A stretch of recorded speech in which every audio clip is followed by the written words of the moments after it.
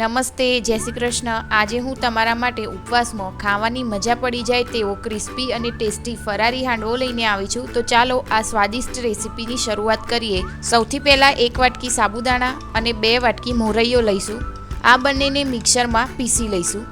પછી આ પાવડરને એક વાસણમાં કાઢી લો। હવે તેની અંદર આપણે 1 વાટકી દહીં એડ કરીશું। તેને બરાબર મિક્સ કરી લો। હાંડવામાં આથો નથી તો તમે ખાટી છાશ વાપરવાથી હાંડવો વધુ સ્વાદિષ્ટ બનશે।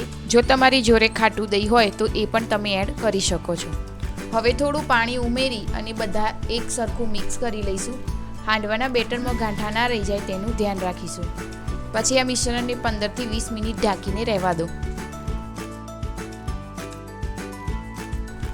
ત્યારબાદ તેમાં મીઠું, શેકેલી સિંગનો ભૂકો, આદુ મરચાંની પેસ્ટ, કાચું છીનેલ બટાકું, હળદર અને 1 ચમચી ખાવાના સોડા એડ કરી બધું મિક્સ કરી લઈશું।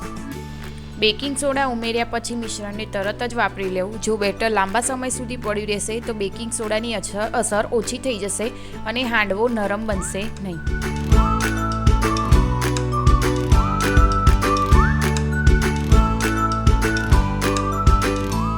છેલ્લે થોડી કોથમીર એડ કરીને બેટર તૈયાર કરી લઈશું। ત્યારબાદ એક કડાઈમાં તેલ લઈ ગરમ થાય એટલે તેમાં જીરું, હિંગ, તલ અને મીઠો લીમડાનો વઘાર કરીશું। પછી તેમાં 2 ચમચા ખીરું નાખી અને ગોલ્ડન બ્રાઉન થાય ત્યાં સુધી આપણે ચડવા દઈશું। હાંડવાને ધીમી આંચ ઉપર પકાવવાથી તે અંદરથી બરાબર પાકી જાય છે અને ક્રિસ્પી બને છે।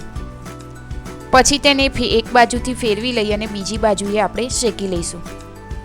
હાંડવો બંને બાજુએ ચડી જાય એટલે આપણો ફરારી હાંડવો તૈયાર છે।